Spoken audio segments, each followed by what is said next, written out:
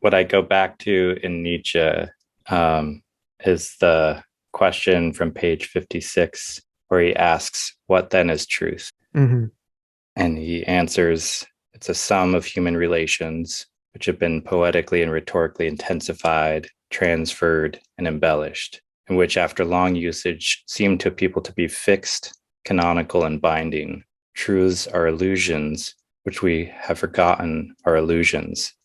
Hmm. So I think the illusions that we've forgotten are illusions carries over well into sort of like defining the features of postmodernism, and Yeah. then sort of what that means for art making within a consumer society. So yeah, in terms of my connecting Jameson and Nietzsche, it feels like a really steady flow.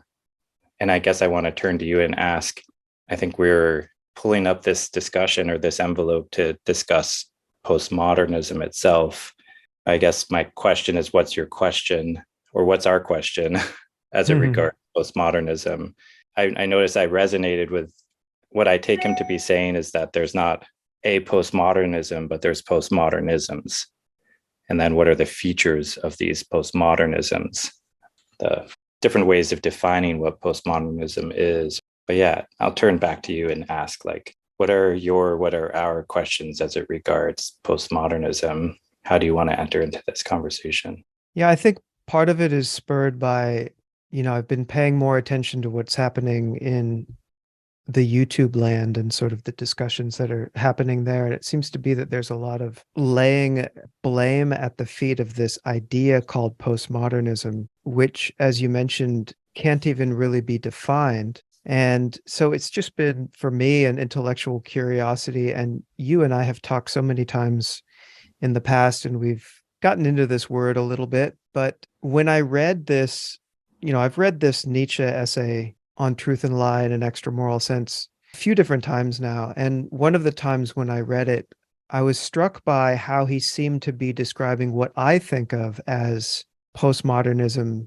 in like an early form of critique and a kind of creative form of critique that's dealing with the question of what is truth, which, as you mentioned, he is addressing in this essay, and how we use language and the different functions of language, and how language, as we said in our previous video discussion, has to do with issues of control and power and even colonial domination, and how power takes the metaphors that we've agreed are unified or universally known as elements of power in order to deploy them to uphold the interests of power.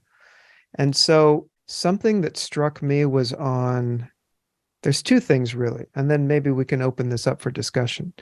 The first thing is on page 58 of the essay in Continental Aesthetics Reader. Near the bottom of 58, about 10 lines up, he says, "After all, what is a law of nature as such for us?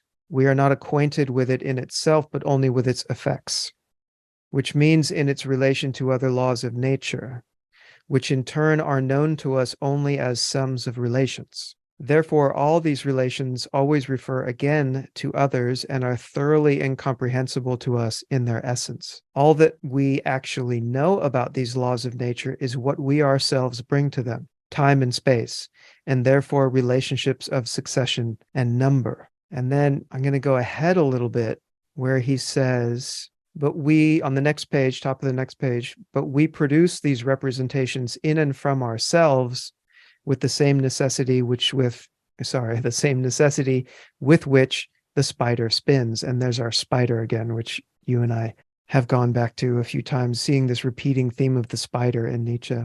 So that's one of them. There's a second thing that I could read, but maybe we could pause on that. And I think that one of the things that he's trying to hit at here is something that later got picked up by continental philosophy and by, I suppose, deconstruction and different methods, even if they're not deconstructive methods, but different methods of calling into question the dominant paradigms of language, the dominant agendas of language, the presumed universality of terms, So what he's saying is that these things that we consider as laws of nature, we are not acquainted with them. In other words, we can't know what essence is. We can only know the effects. And the effects are, an effect that is in relation to other effects or in relation to other laws of nature, as he says. And these in turn are known to us only as sums of relations. Okay. So these relations always refer to other relations. And all that we really know about these laws of nature is what we bring to them. And that's, I'm thinking in terms of how we use language and how we employ language and how we deploy language. And we create representations out of this. And I think the value of what we might call postmodernism is in recognizing this and in recognizing how language functions, which is what we talked about in the previous discussion, and how these representations that are formed by the language that we use are usually falling back into a dominant ideology, a dominant agenda, a dominant power structure, when really all we're doing is dealing with all of this chaos of relation and trying to make things out of that. So if we go to someone like Derrida, if we go to someone like Deleuze, if we go to someone like, Roland Barthes has the idea of the chain of signifiers, the chain of signification, and I think Freud has a similar term too, or maybe, sorry, Lacan, I think. But the way that we follow these chain of signifiers, the whole idea of postmodernism is there's no essence behind that, or not one that we can know.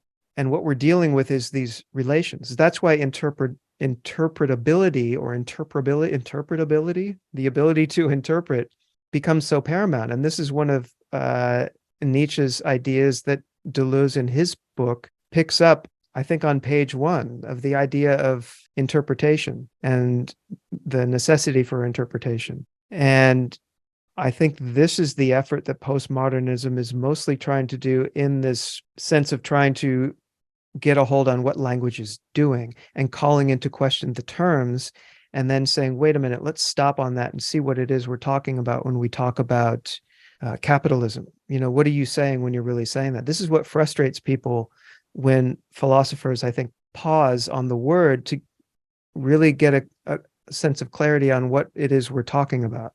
What's the concept we're really talking about? It's not that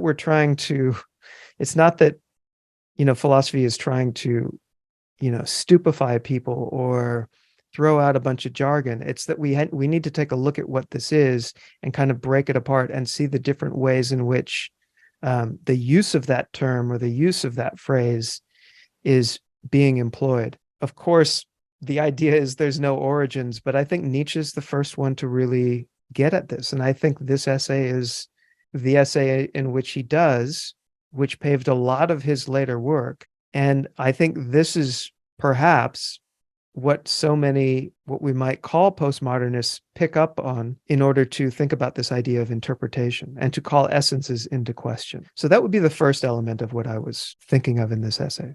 I'm holding a copy of Butler's Gender Trouble here, and thinking about this question of essence.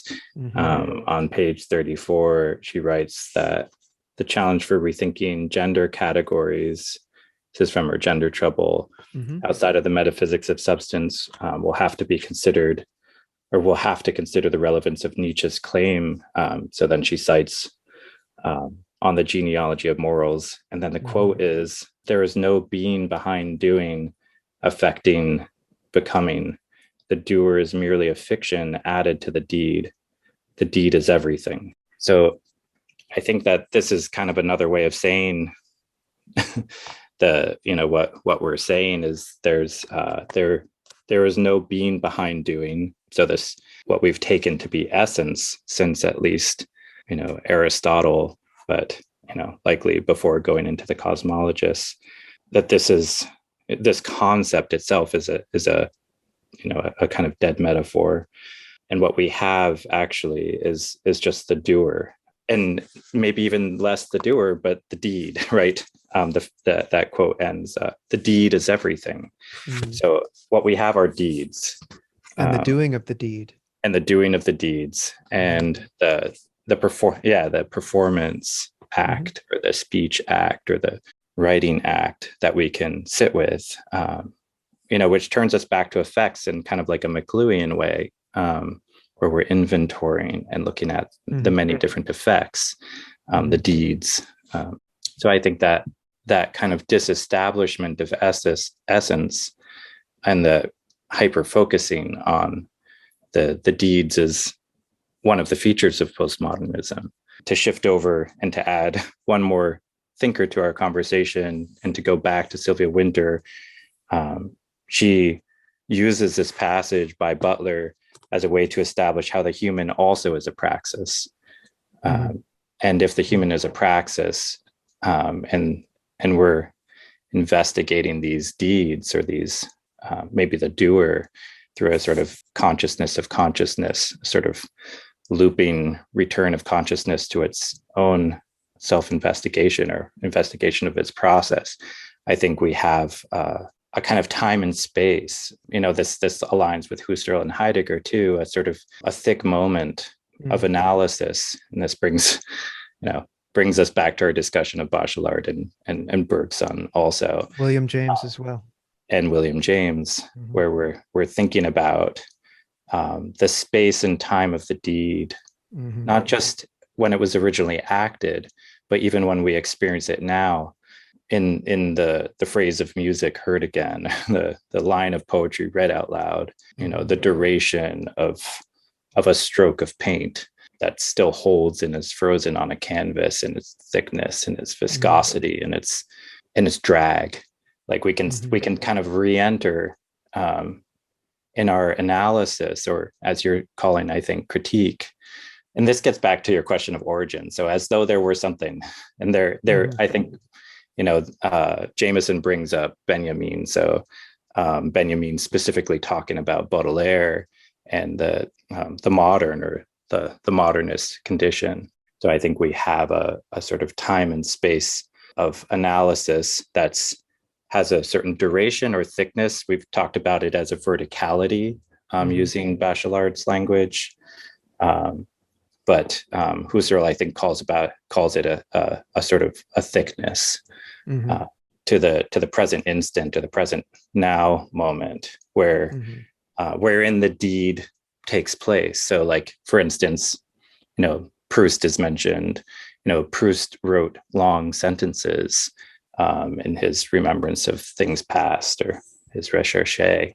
So like the sentence was equivalent to the moment. He wanted to create thick moments, thick durational moments that have a kind of time and space component to them, an experience. And I think the sentence lends itself to experience. And I think the kind of critique we're talking about would have to experience the moment in order to have anything, whatever, useful to say of it. We can't just measure it and expect that would really be of any aesthetic contribution, I think, or of any contribution to sort of the history of letters or thought. Certainly, there's some place for measurement, and Franco Moretti and others kind of get into this sort of like reading of sort of the measurement and the quantification of literature and tropes. But I think what postmodernism brings in, and this kind of Jamesian, analysis of architecture and film, is introducing a kind of analysis of that really centers experience in that time and space of encounter, in the duration of the experience, and how he talks about the gigantic sort of stairwells as in contrast with the very low ceilings of the bedrooms and the suffocating hallways. So there's the kind of compression space, the spaces of compression, which are evidence of consumer society, right? It's what spaces are for consumption and what spaces are you consumed within. I think that, in the stairwell, or in where you're standing there in front of this sort of escalator that's somehow, eating itself and spitting itself out at the same time, and as a sort of mechanistic beauty, that spectacle is for consuming and feeling grand while you look out on the cityscape. And also that it's a total space. So it itself duplicates the city and is its point of access, and a point. It has a more distant horizon, right, in terms of its cityscape. So a sense of deep, a thick time, an expansive time, where I think the subject really believes that it exists because it has so much scope in its vision, as opposed to the suffocating hallways and the bedrooms that are, for being consumed. So I guess just to toss back to you, I think I'm interested in what is the nature of critique, of this form of critique. What are, on page 285, what are the artists and writers in the present period supposed to be doing? So yeah. if everything's been done, if all that's left is failure, if everything has already been invented, if the bourgeois individual is a myth, if the subject is dead, if there's no unique style, what are artists and writers in the present period supposed to be doing? But also then my question is, for us as we engage in critique, what is it that we're supposed to be doing? And I think experiencing the experience that has been that's present to us is part of it, and having a sense of the way in which it has been sculpted to be experienced, and also, as you were saying, the way in which power in that suffocating hallway is compressing us, is consuming us. Like, what illusions has it created for us to make us think that we are the consumer, that we are actually a subject? And where is the reality settle in the hallway as we work to walk our way towards our room and are slowly swallowed by it? Is the illusion ever revealed as illusion? Back to this quote. Is there, do we ever reckon with the truth mechanism as a drive to power? And is there a kind of trade-off that we have to make necessarily, a kind of bargain with illusion in order to, have that grand experience of subjectivity? But then isn't also the death of the subject part of that exchange? At night, then we're swallowed, where the sort of magical hour we swallow existence when we look out on the cityscape. And the mode of critique, what are we supposed to be doing today? And then as we're talking about as creative philosophers, or if there is such a thing as philosophy anymore, as creative theorists, what is it that we are doing? And then when we're in the mode of writing and culturally producing as artists, then what is it that we're supposed to be doing when everything else has been done? Is there a way for us to resist the logic of consumer capitalism, even while we replicate it, reproduce it, reinforce it? Right. I was really hanging on to what you were saying about the idea of illusion, because I think there's a fear of postmodernism, and it's almost like a kind of boogeyman, which hides, to me, a need to preserve the status quo or the doxa. So when you were talking about illusion, I was thinking, well, which is really the illusion? Is the illusion as you put it, the expressions that we're making, the infinite series of relations and the way that we're responding to these relations and making connections? Is that the illusion? If we want to use that to describe postmodernism, or is essence the illusion, right? So for me, the illusory element, the illusion, the non-reality, is the idea that we can possibly know what is the essence of things.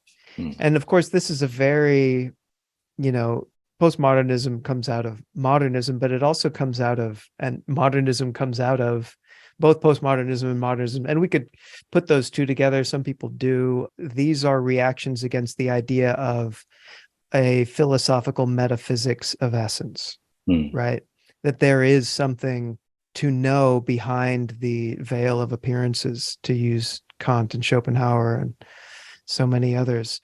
So which is really the greater illusion, to think that there is something of that essence, or to to find oneself confused and call it, cast something aside as nihilistic when it's trying to evade that appeal to ultimate truth? Yeah, I like your question. And I don't think I'm quite ready, or we're quite ready to take up the whole question. But I think in terms of the essence, that whether there's anything behind the doing, I guess it really depends on the metaphysics of that question. Hmm. What I'm interested in right now is whether there's any accrual in all the doings. As Hmm. substance builds up, as the earth folds, as we have these folds sort of build up, is there anything to that thing which is particular of that moment? Is there any essence in that substance? I think we've moved too quickly from essence. I think that's still useful for us, and I'll probably disagree with myself next week. But this week, there's at least, to be a little bit, more of a true phenomenologist, there's experience in that experience nonetheless. Hmm. So, True. and that's, I think, one of the ways in which we don't know ourselves. What Nietzsche wants to show us is, yes, we don't, we men of knowledge, we don't know ourselves. We don't know in part that we're carrying out this illusion, but maybe that's a compliment too to the experience of the illusions nonetheless. He doesn't critique that as much as he takes that for granted, but there's still experience. This is the gay science too. There's a kind of within, that acknowledgement that we are producers of illusions. There's still gayness. There's still bliss. There's still joy. There's still, these ecstatic moments that we experience. There's meanings.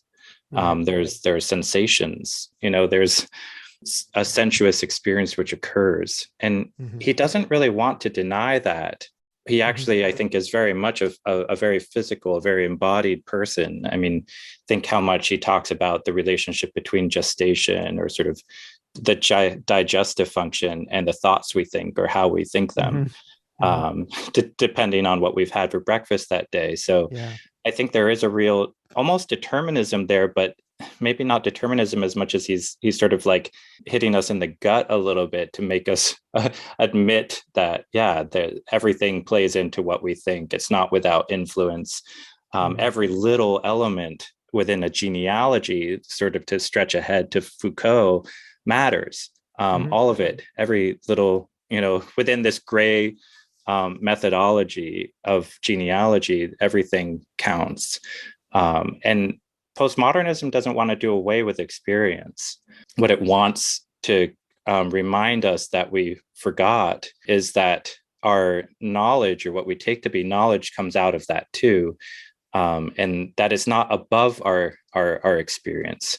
It's not a higher category. It's as subjective as our experience is subjective. It's as much in our body as anything else. Thoughts don't, hover above us and we grab them out of the sky like stars. They emerge from our just, our digestion. It's more from the earth up than it is from the sky down. And I think that this kind of reorientation towards the biology of sort of thought making and concept construction is also important as a way to humble us about what we don't know. And if we don't know things, then the question comes back to, what is this will to power, will to truth? Going back to your discussion of language, and how is language just another weapon or tool towards that end of knowledge, or the sort of epistemic and the aesthetic too. How are these ways in which we're groping for power over within a already threatened, existential situation? And I think there is a threatened existential situation that's posited. That is the scene of the postmodern thinker. There is a threat, and that the threat is an existential one. The threat is also, of course, a knowledge one, but it's also a problem of power, as Jameson talks about, that the university, one of the features of, I thought that was interesting. Yeah. postmodernism is this reaction against forms, but then the problem is that this disestablishment of forms also threatens the university and sort of intellectual culture itself. I wasn't sure we what he disestablish ourselves, we unground our own position to stand on a higher ground.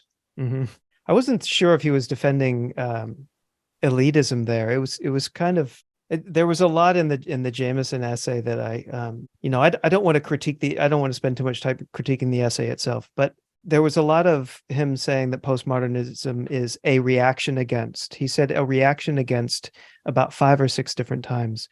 And then he seemed to be kind of arguing for a loss of the kind of privileged status of what you were just saying. I'm trying to find it here. 282. Yeah. This is the first time he talks about it. He says it's a first feature of postmodernism, specific reactions against the established forms of high modernism. Mm-hmm, mm-hmm. And then the catalog or inventory of postmodernisms, it's this list of artists and writers and composers. Mm-hmm. Yeah. It's not even like it's not even postmodern theories, or we're not addressing the linguistic turn as a phase or stage, or the religious turn or any of he's talking about individuals. So it's an interesting, I thought that was one as being a postmodernism in and of their self. Yeah, it was kind of strange for him to be labeling who is postmodern, and like Body Heat, the movie Body Heat, I'm sorry, is not a postmodern film. But there was, there was a lot of that. You had earlier said something in regard to this Jameson essay about, so what kind of art can be made? I found the second half of the essay much more interesting than the first one. The first one where he's trying to identify and name. That's funny. I'm exactly the opposite. Oh, really? Oh, yeah. Wow. I think I'm more interested in a methodology or an ideology to go try out myself as a form of critique and see how it works. And I am interested in his analysis of those forms. I liked his analysis of the architecture. Yeah, that was interesting. In the beginning part, it sounded like he was critiquing current society and naming it postmodernism. I mean, so I think critiquing current capitalism and naming it as postmodern. I don't see in the first few pages what he was saying that it's necessarily postmodern. But I want to go to this question that you had asked, and this is why I like the second half of the essay, really the last couple of pages, is, he's almost asking a Nietzschean question. If this is the condition in which we are, and you could name it as postmodernism, you could name it as corporate capitalism, which is what he also says it is.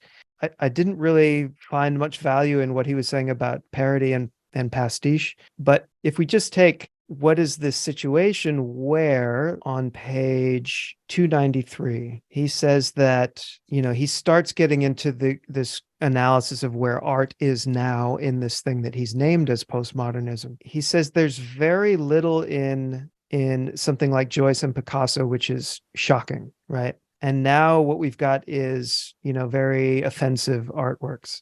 So he says that dating the emergence of postmodernism is found at the moment in which the position of high modernism and its dominant aesthetics becomes established within the academy, like you were saying before, and are henceforth felt to be academic by a whole new generation of poets, painters, and musicians. Now this is why I thought now he's on to something. Okay, I get what you're talking about here.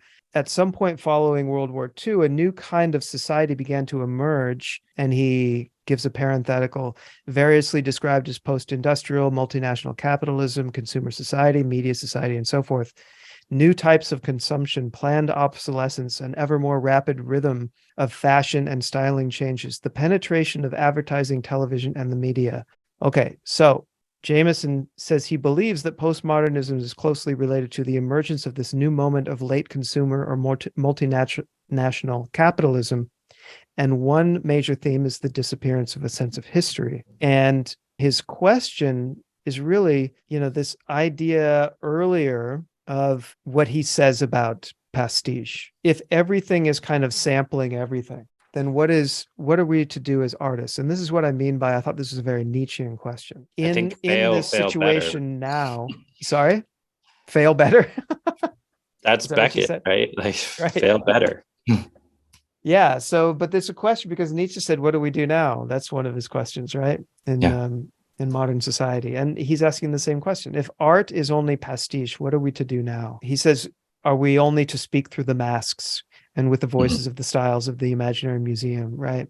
And he's lamenting this with this postmodern condition, as he calls it. There will be a failure of art and the aesthetic and the failure of the new, the imprisonment of the past. I thought that was In I the thought that was past, really yeah. strong. In the past, sorry. In the In which past. I actually read it of the past the first time, and then I was like, in the past is actually a little bit more interesting. Yeah, it is. That Well, we because we ourselves have imprisoned ourselves in the past. that yeah, part of the question is whether we can be open to the future. We Yeah. can open ourselves to that, be open to the open, to Hmm. quote Agamben, quoting Heidegger, quoting Rilke. The open, yeah.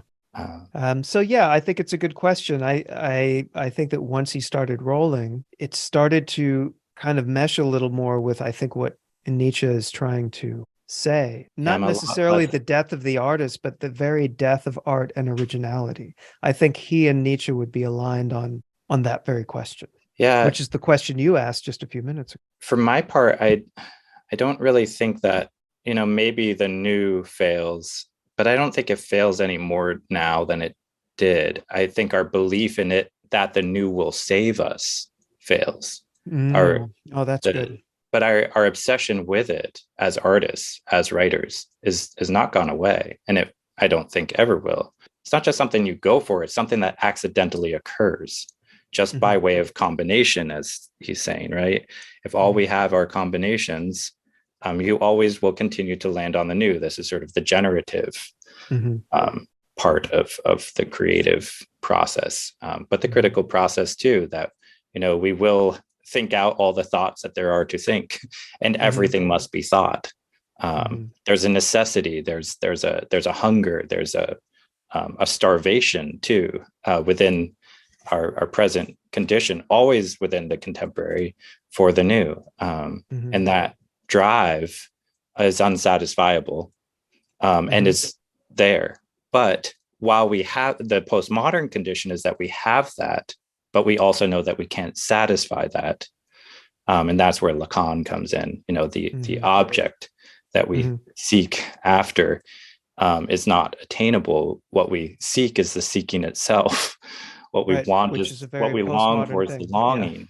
And Yeah. and this brings us back to experience in the Yeah. the the verticality and the horizontality of our experience. Hmm. And why that fucking matters is that what the fuck else do we have left? Right. And this is also a kind of war condition, post-war condition. Hmm. Nietzsche culminates in, the Übermensch, the sort of man Hmm. at war with himself, Hmm. in the century that follows, and right at the heels of his work, right? Like thinking about how his work was set to the task of war making and the will to power.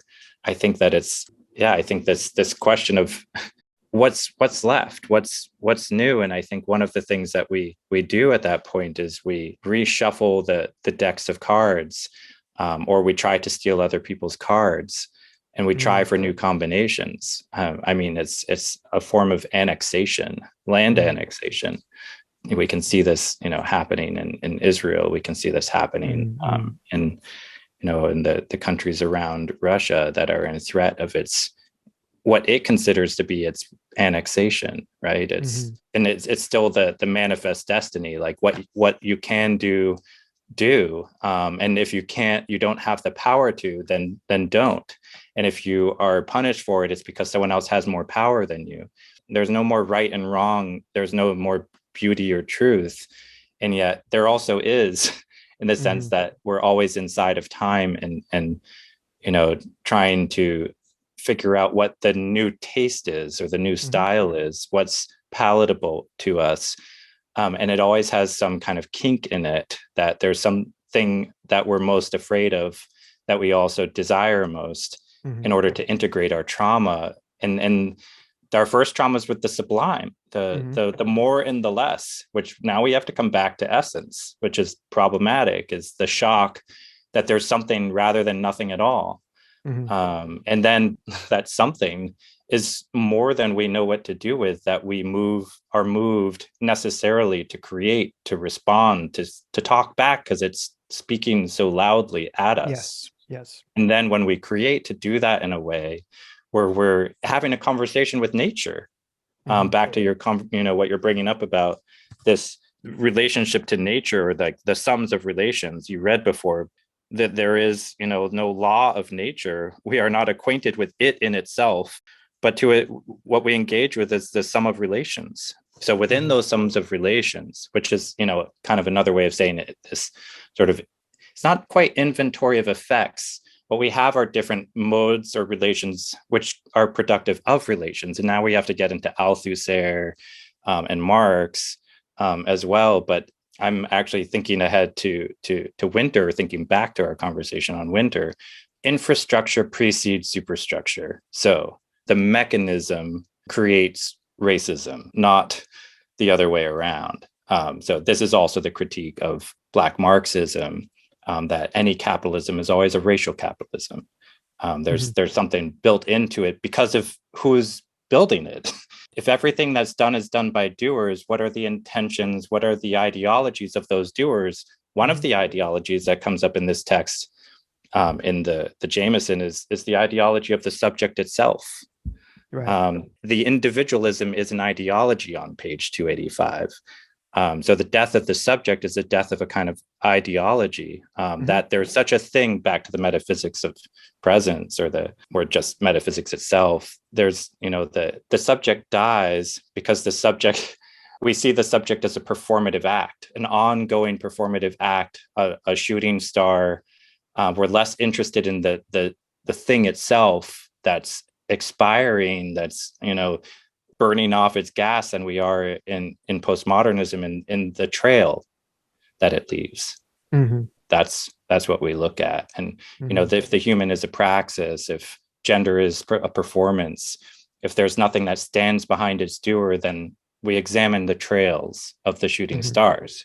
We look at the text, we listen to the score, we listen to the music, we compare it to the scores, we listen to multiple versions of the performance of the same symphony, or we hear all the versions of like shoutbacks to Coltrane's particular pieces. Like it's we just, I think what we have are sums of relations, but also we have the infrastructure, the way in which our relations are formed to be productive of something for someone, right? To someone's benefit and not to others. Because it's the will to power. The will to truth is the will to power. Right. Okay. So this is actually leading towards two things. One was the second point in Nietzsche's essay that I wanted to bring up. You're kind of talking about this in really beautiful ways. And then the other thing is, what I want to get at is kind of the creative potentialities of what we name as postmodernism. But let me read you this section from page 60 in the Nietzsche essay. It's about 2/3 of the way down. And he says, he's talking about the scaffolding that has been built. And when it smashes this framework to pieces, throws it into confusion, and puts it back together in an ironic fashion, pairing the most alien things and separating the closest, it is demonstrating that it has no need of these makeshifts of indigence, and that it will now be guided by intuitions rather than concepts.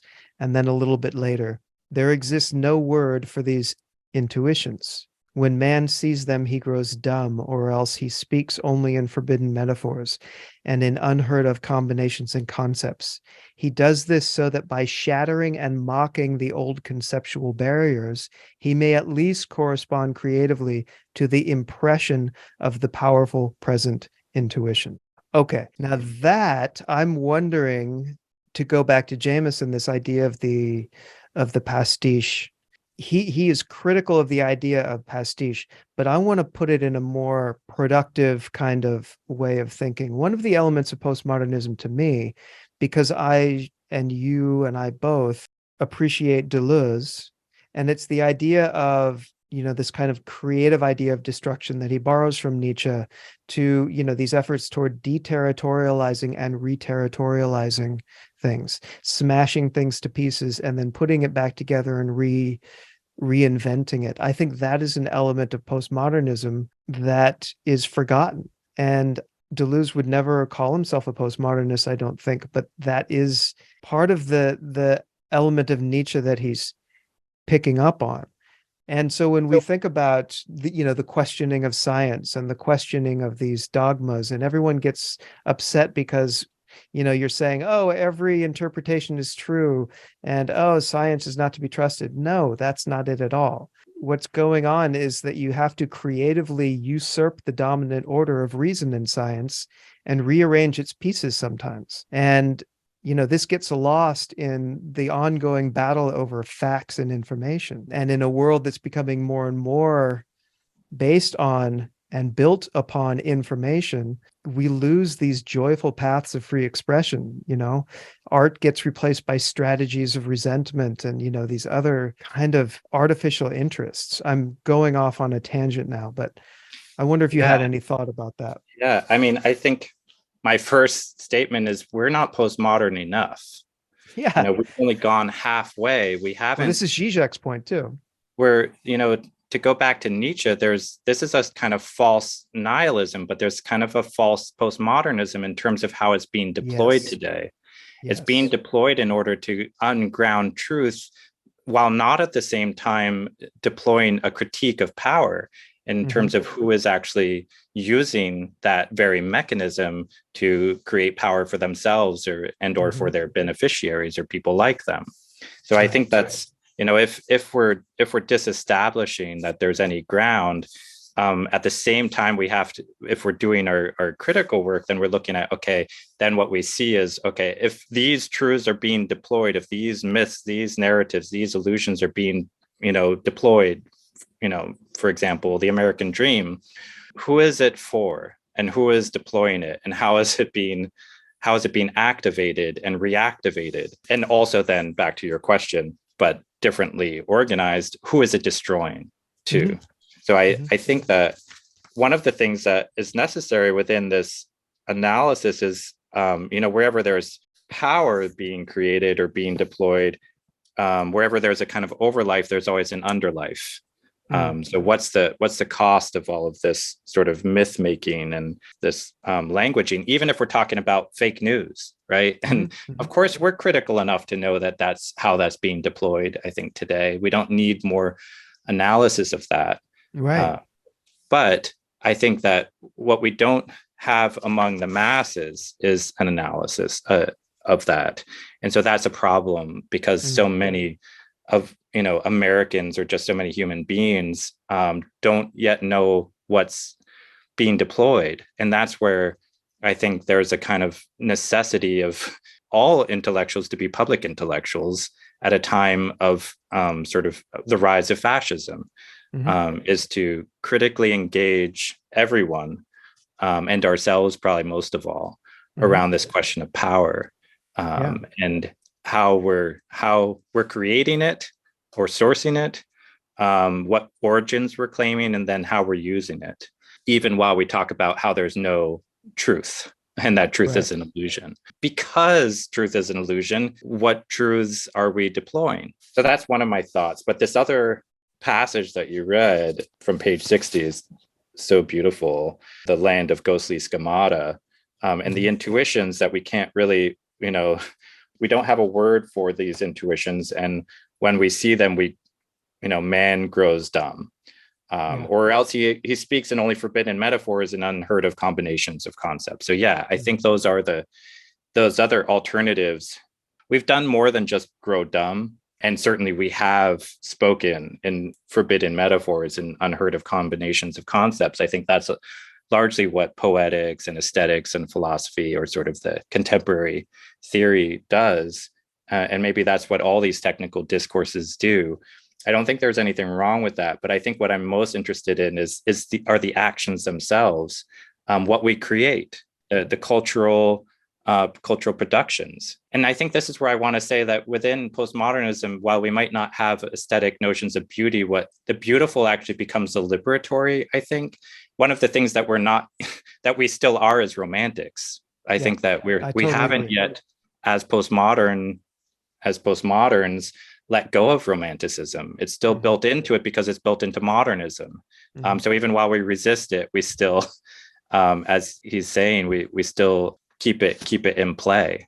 So George Steiner, in his book Real Presences, posits that creative works are critiques. They're the best critiques of creative works. Great, so, brilliant. So well said. Yes. I think that's where we don't grow dumb and we don't speak in forbidden metaphors and we're not using unheard of combinations or concepts. I think that there's another thing we do. And that also, that's a form of critique. The Odyssey is a critique of the Iliad. The Inferno is a critique of both of those. Canterbury Tales is in relation. These are just Western texts, but we can also see this in music. We can see this in Southern Hemispheric world lit, world letters. We can see it all over the place. This conversation between creative works.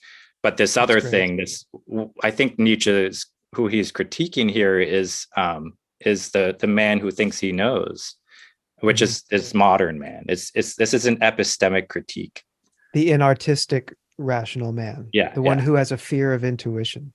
Just to go back to something you were saying earlier, just in what kind of era are we in? Are we not postmodern enough? I think I'm with you on that.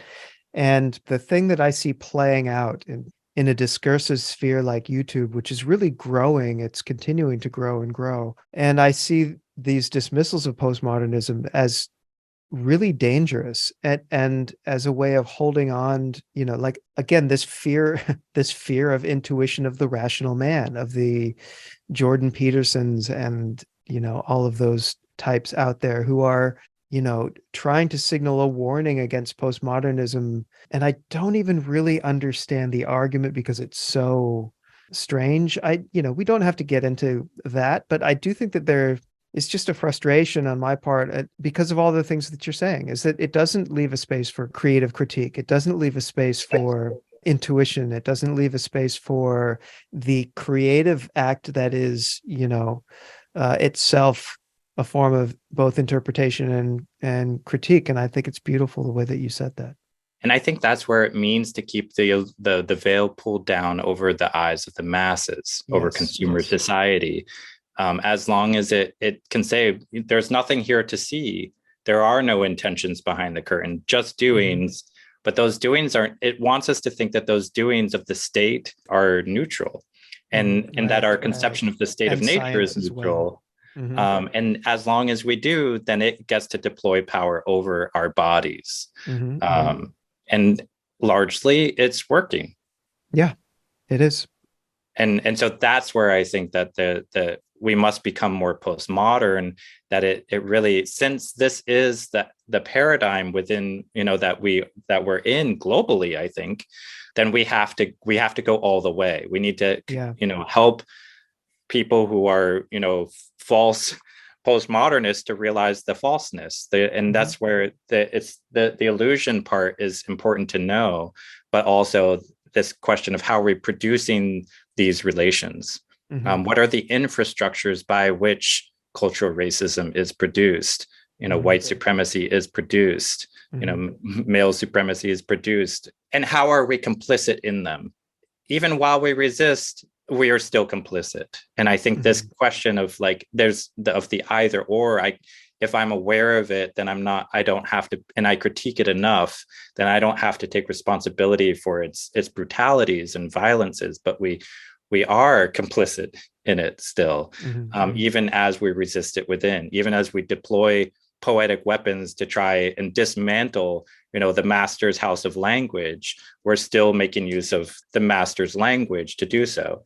I mean, this is also where you see Paul Celan late in life trying to go beyond language to undo language itself. And I think that's kind of interesting. But he begins especially writing in German as a way to speak in the guardsman's language.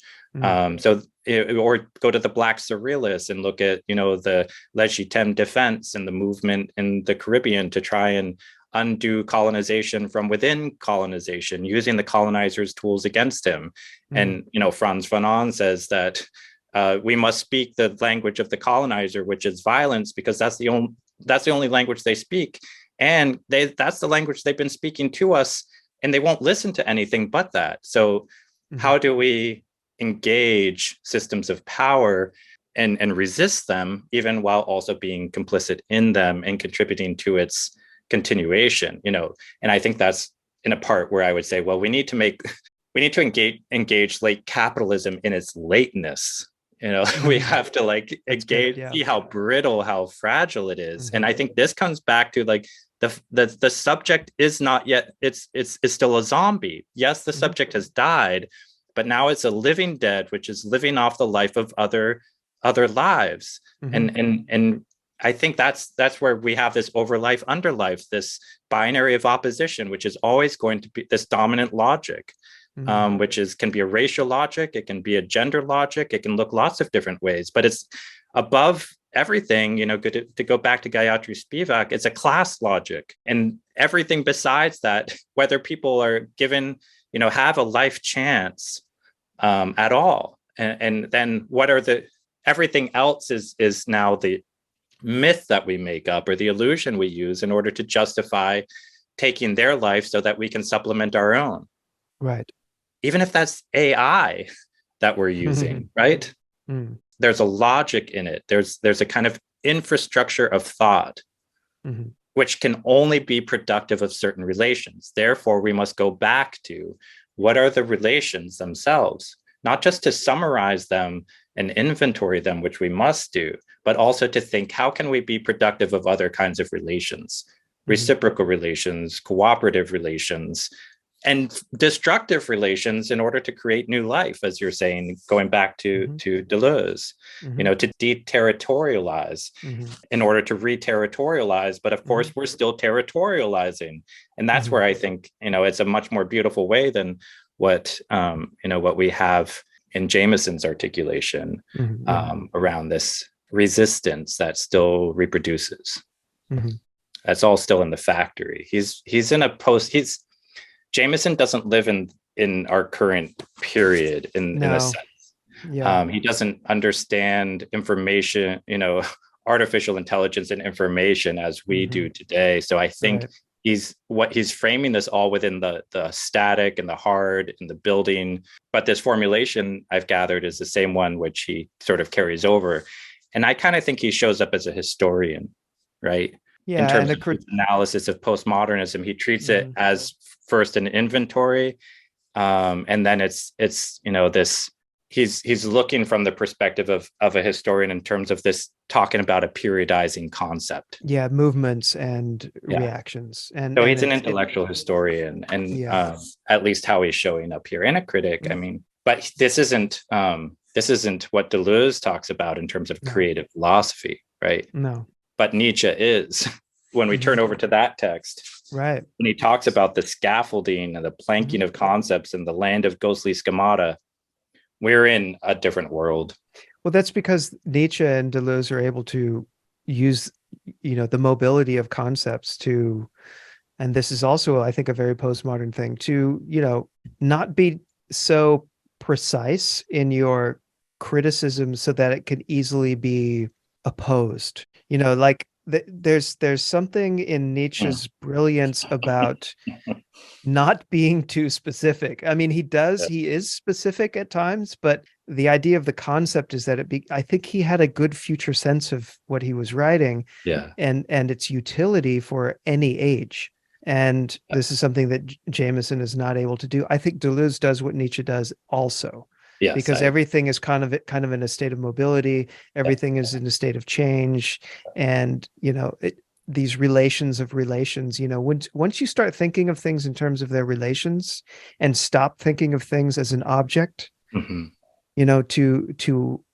identify, then you've gained some power in what I would say is a more positive postmodernist effort than the negative postmodernism that Jameson is writing about. In an essay or a talk on poetry and grammar that Gertrude Stein gave in like the 1930s in one of her lectures, she talks about the caressing and addressing of the noun, the role of the verb to, and I'm thinking about relations and an analysis of relations. And I guess I can't help but shout out, to Werner Hamacher, who wrote that incredible piece and another text on relations, and also Gachet and Marilyn Stretherson. But like, I think this question of relations, and if we're going to analyze relations, then we can rather than beginning from the nouns or from the essences or the substances or the subject or the object, we're thinking about what's between. One of the ways of thinking about what's between or analyzing it is like, how does it touch the nouns? How does it caress them? How does it address them? What is this intimate knowledge of which we cannot speak, which is, this kennen, which is not a wissen, to go back to James. What is this knowledge by acquaintance? And I think that's where we really end up. And I think if we're not willing to move into praxis and into a discussion of praxis, there's no other way to get at praxis but to talk about its processes and its processes of processes, like Winter does. We need to develop a new language for describing all of these different actions and activities and foldings and unfoldings, these processes, and to play. Yeah. And to play together. And I think that's where conversations like this come in, is that there are certain things which become possible through collaboration. Yeah, absolutely. That perhaps you could get at by other means, but also perhaps not. It's like it's like playing, it matters who's playing together in jazz and in music, right? It's not just like who's sitting on drums matters. Session by session, or who is on the guitar matters, who's on trumpet matters. It's and it matters. The historical moment matters as well, and I think the singular moment matters as well. Yeah. That it's singular. That this is is the possibility. There's a contingency, to go back to the methodology of genealogy. The contingencies, the catalog of contingencies. Like I think this is Foucault's essay on Nietzsche, where he talks about genealogy, history. All the contingencies matter and become almost precious, and because they're necessary and irreplaceable. Whereas within capitalism, everything is replaceable. Within moving type, you can always. What's great about it is if you lose one, you can create, stick another piece in there. That's like all productive cycles that work within the industrial model permit substitutability, and including people, above all, of their workers. That's the exploitation. Human experience becomes an alienated experience because we are substitutable. But then we carry that over in terms of our relations, and we treat each other like we're objects, because that's how we're treated within the infrastructure of industrial society. In consumerist society, now we're in a different role, but we're just still, consuming the products, which, is we have to work at that, like eat all day, consume all day, take in information. Our attention is our commodity, right? Where do you put your attention? For how long? It is. Yeah, exactly. Yeah. Our minds, our eyeballs, our time. Your years, not just because you might go spend, but because of how we document the possibility or probability of spending and profit. And we think that with greater, frequency of hits or views, or, the longer of someone stays with you, they see more ads, that they're more likely to purchase, because that's the infrastructure we've created. But then we're creating the platforms to reproduce that form of relation. It's the economics of capture, capturing time, capturing souls. I mean, you thought, in the past, the photograph was going to capture your soul. Well, now it's finally happened. Yeah, it's your identity, right? But then there's a way of preying on the dead subject. And I think that's where we're half dead. But then I think that's where we have to talk about ideologies of lack and scarcity, and how we're convinced, that there's something missing in us, in life. And if you only purchase this product or buy into this ideology or join this group, then you'll finally be or marry this person or have these children or buy this house, then you'll finally be fulfilled and complete. Right. But we're convinced that we're incomplete in the first place. That's why we go consuming. Yeah. But what's the nature of that incompleteness? How does that carry over into everything else? Like that doctrine or of scarcity or lack? How does that figure in the very formation of our relations? What kinds of relations cannot be formed if we begin there? Well, we're seeing that happen now. Yeah, exactly. Yeah.